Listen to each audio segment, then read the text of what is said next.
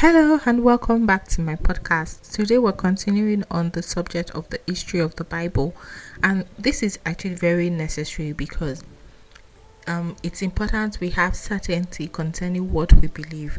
If you're listening to this, if you're a Christian or you're a believer in Jesus Christ and you're listening to this, I'm sure you'd have questions, or you'd have made people ask you particular questions about the Bible, or saying, how did the Bible even come to be? Who made the Bible? Was it that somebody just sat down and said, you know what, we have this group of people, let's give them something to work with? So it's important for us because as a believer, the bulk of in fact, everything we believe is based on the Bible. Somebody must have preached to you from the Bible, or from parts that, even if at the point where it was not the Bible, it was still preaching would have been done from certain parts of, for example, if you are saying, the Torah, it's still part of what we have in the Bible. So you cannot have faith in Christ, you cannot be convinced, you cannot be a believer if you don't believe the Bible. So it's important for us, not just from a place of, I believe there is God, I believe Jesus Christ is his son, and things like that, not just from that emotional point of view, but actually having conviction and being able to explain to other people. So you help other people. You're not just, you understand the truth, you know it for yourself, but you're also able to help others get to that place of conviction, and they're also able to help others. So we said that the Bible is a collection of books. So in total we have 66 books, and these 66 books were actually independently written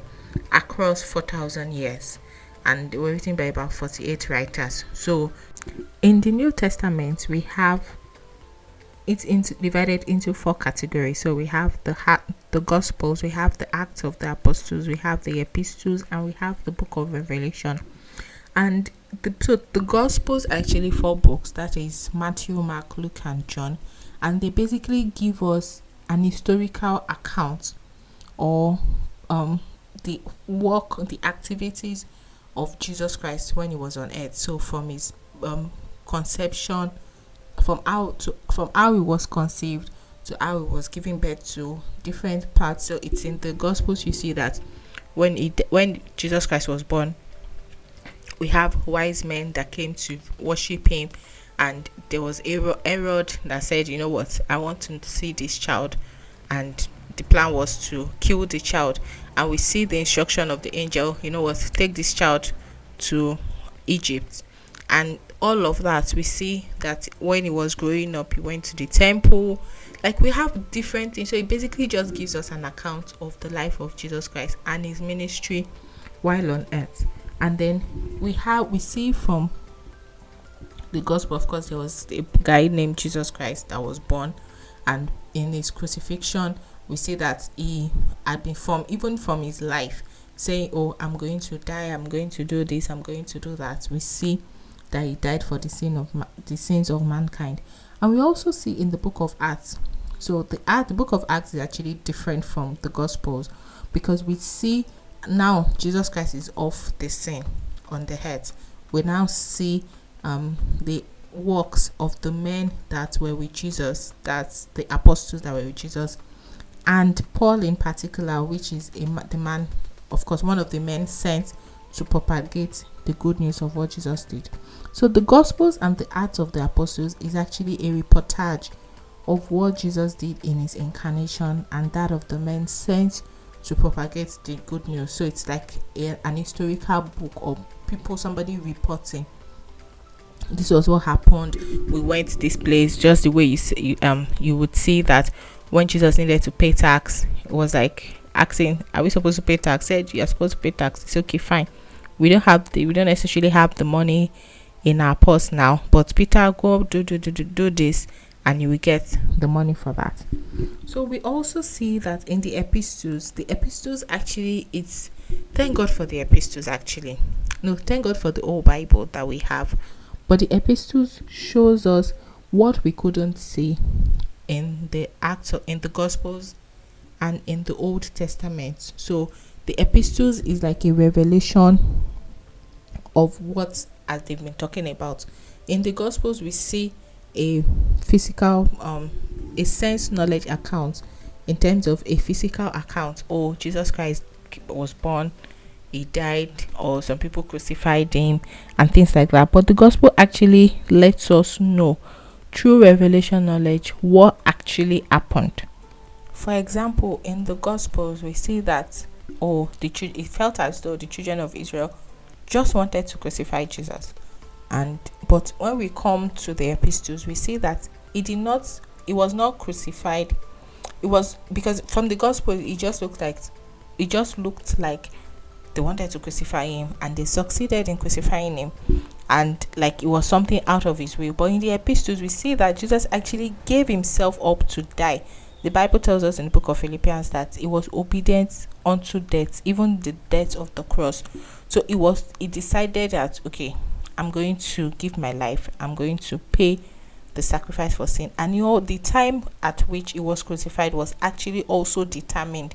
You will read, when we read in the gospels, we see that Jesus knew that his time for death was approaching.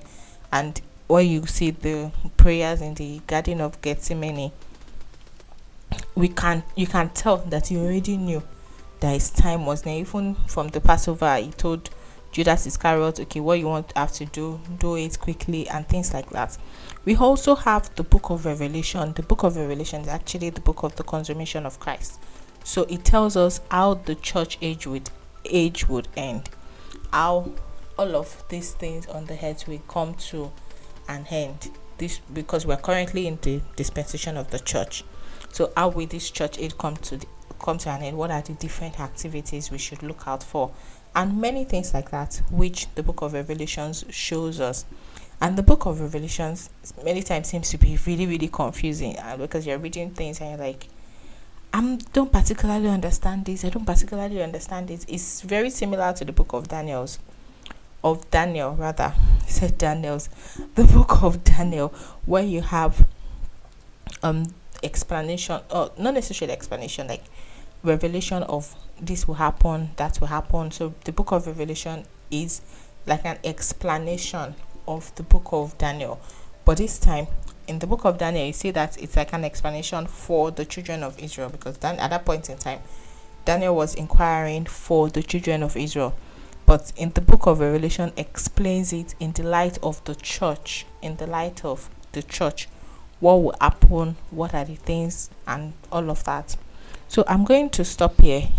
If you have questions, please do not hesitate to write to me. You can send me a mail, or you just respond. Okay, let me give my email address. My email address is D for dog, at ihamoluwadara.com.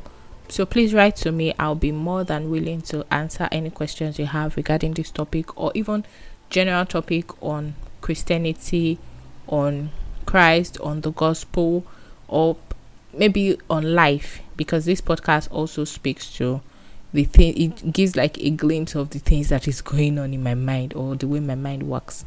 So I would really love to hear from you, and I will also appreciate if you give me a feedback, if this has been a blessing to you, or it's not been a blessing to you. I would like to get your feedback, and then we'll continue. So I'm going to stop this this series, and then we'll pick up at some other time, very, very soon though. And then, but you can check out for my other podcasts. You can listen to them. I'm also going to be having like regular podcasts on different other subjects. So thank you, and I would see you I hope to hear from you very soon. Thank you.